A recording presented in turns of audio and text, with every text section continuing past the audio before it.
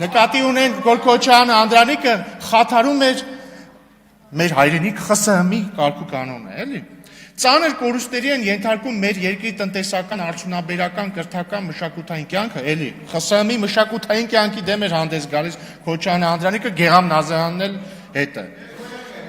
Եվ մնացածը վնասում են ժողովրդի վարկը, իհարկե, այ ժողովրդի վարկը վնասում էր պարոն Նազարյանը Մոսկվայի կոմունիստական կուսակցության գրասենյակի առաջ։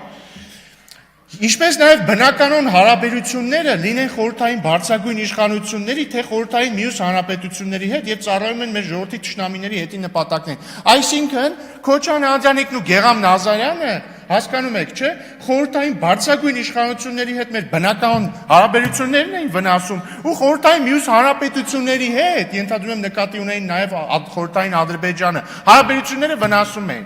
Այս սրա համար, պարոն Մանուկյան, այս է եղել